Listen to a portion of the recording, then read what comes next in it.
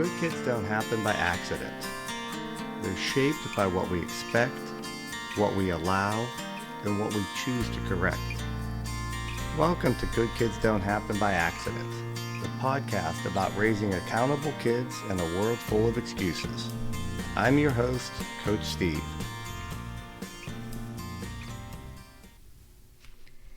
After more than 30 years of teaching, coaching, and working with kids, I started to notice something that honestly bothered me.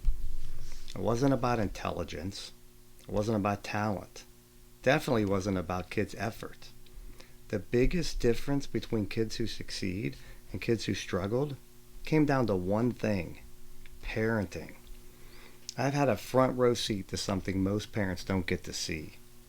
I've seen how kids respond when things go well.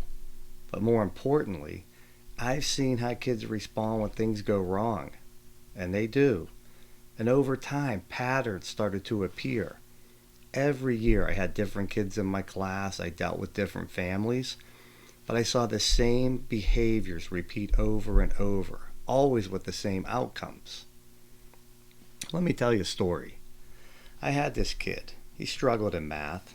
He wasn't disruptive. He wasn't unkind. The kid tried. But despite his honest effort, his grades always hovered between a 60 and 75%. That pattern was steady and predictable.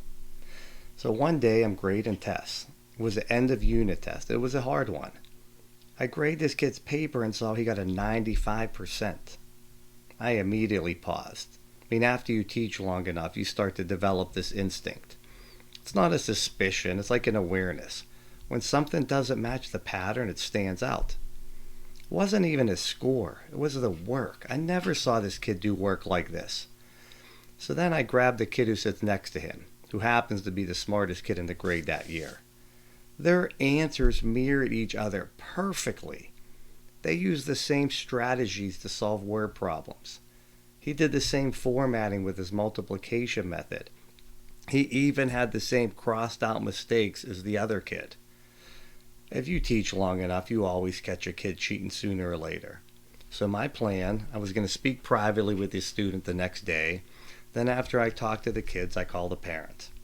But before I had time to act, the strongest kid, the one I knew got cheated from, he's waiting by my desk.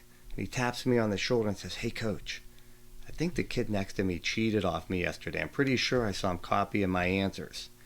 Well, while he's telling me this, the accused student comes flying in from the hallway and shoves the kid. "You better shut the bleep up or I'm going to kick your butt." And he says it right in front of me.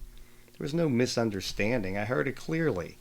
And in that moment, the situation stopped being about math. Now it's about character. And here's what a lot of parents don't realize. When a child cheats, the grade is the smallest problem. Cheating is panic mixed with fear of failure, mixed with a lack of coping skills. It's a child saying, "I don't know how to handle being wrong." And how the adults respond next, that determines everything for that kid. So at the end of the day, I called his dad. I had this conversation hundreds of times in my career, but this didn't go as I had planned. It felt more like I was in a cross-examination in a trial. Question after question. Did you actually see my son cheat? Did you see him looking at the paper? Did you hear him say the words? Did you see him put his hands on the kid? Question after question. And then it ended with something I always hear. "Well, I know my kid. They would never say that. They would never do that." It's familiar territory in education. The focus gets moved away from the behavior and on to defending reputation. Maybe another kid was jealous. Maybe you don't like him. Maybe you're not a good math teacher. Maybe. And at the end of the message, one thing was clear. Protect the child from consequences at all cost. But here's what parents don't realize. When adults erase accountability, children don't feel rescued. They feel authorized. Authorized to deny, authorized to blame, authorized to escalate behavior. And the short-term relief that a parent creates, it ends up in long-term damage. There was no detention for this kid, no consequence, no loss of privilege, no repair. He never apologized to the classmate he threatened, nothing. And what followed? That was cemented far more deeply with this kid than any math concept I taught all year. If someone fights for me hard enough, I don't have to face what I did. I knew it was going to happen. It happens all the time in these situations. His classmates noticed. Kids notice everything. I don't care if they're 5 years old or they're 18 years old. Kids know what's going on in the classroom. They saw the cheating. They heard the threat. They watched the absence of consequences and they adjusted. They stopped picking this kid to be his partner. They stopped wanting to sit with them at lunch. They started picking him for teams at recess. They avoided working with this kid whenever they could. Not out of cruelty. They wanted to protect themselves. Sometimes adults think peer rejection is mysterious, but it isn't. It's the social result of repeated, unresolved behavior without consequences. I've seen it for 30 years. And here's the tragedy. When the year started, this kid wasn't a bad kid.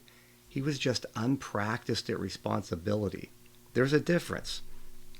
Children cannot practice accountability if adults keep removing the opportunity.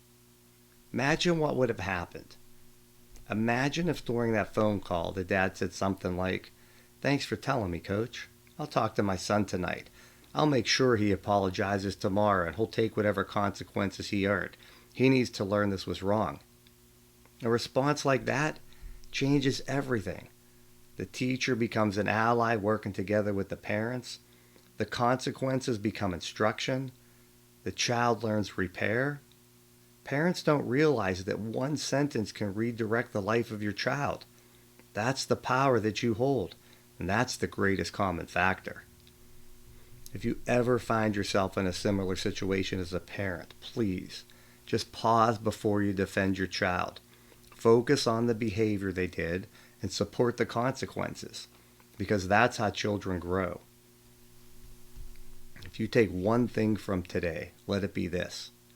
The moment your child makes a mistake is the moment that matters most, because that's where character is built.